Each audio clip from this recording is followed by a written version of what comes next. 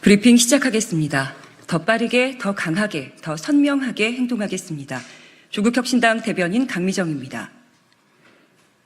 김건희 씨는 차라리 직접 출마하지 그랬나. 윤석열 대통령의 배우자 김건희 씨가 조용히 아내의 역할에만 충실하겠다며 고개를 숙였을 때 그 말을 믿는 국민은 아무도 없었을 겁니다.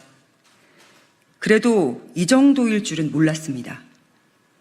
윤 대통령을 통한 국정 개입, 정치 개입만으로는 성에 차지 않았는지 자신과 가까운 이들의 공천을 직접 챙긴 의혹이 하나둘씩 드러나고 있습니다. 김건희 씨는 2022년 6월 국회의원 재보궐선거에서 김영선 씨 공천을 관철에 당선시켰습니다. 명태균이라는 정치 브로커가 중간에 끼어 있었죠. 김영선 씨는 명 씨에게 공천 대가로 매달 급여의 절반씩 모두 1억 원 가까운 돈을 건넸습니다. 참으로 추악한 중대 범죄입니다. 김건희 씨는 그런 명 씨를 스승님, 선생님이라고 불렀다고 합니다. 명 씨가 무엇을 가르쳤는지는 도무지 알 수가 없습니다.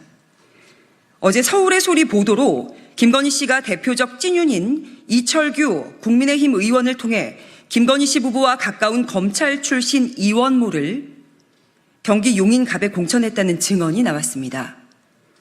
증언자는 당시 같은 지역구에 도전했다가 밀린 용산 대통령실 김대남 전 선임 행정관입니다.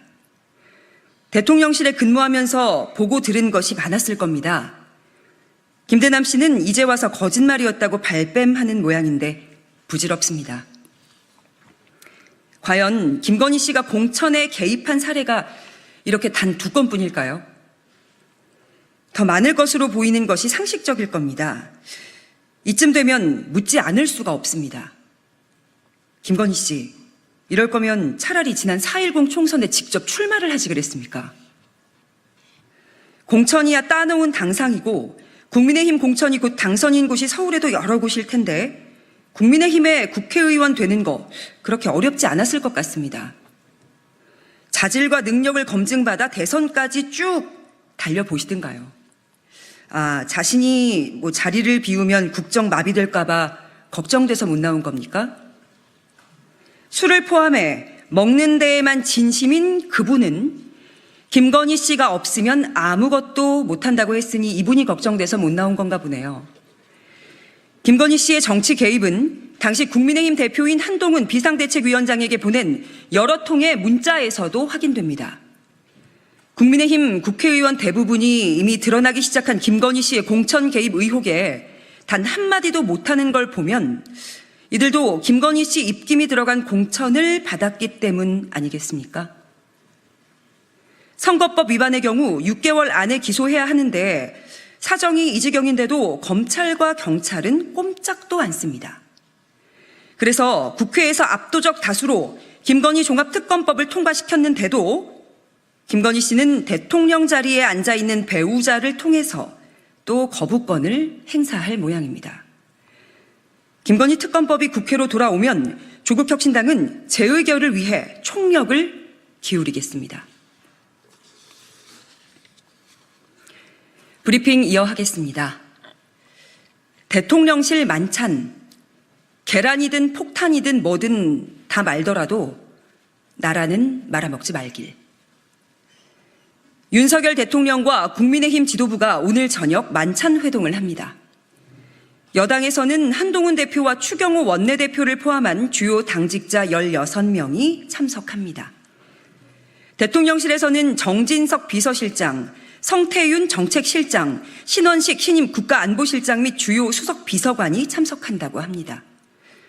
윤석열 검찰 독재 정권의 수뇌부가 모두 모이는 겁니다. 참석자 명단까지 굳이 알아야 하나 싶지만 소규모든 대규모든 모이기만 하면 문제를 해결하는 게 아니라 꿍꿍이, 짬짬이로 없는 문제도 만들어내기 때문에 기록 차원에서 적어봅니다.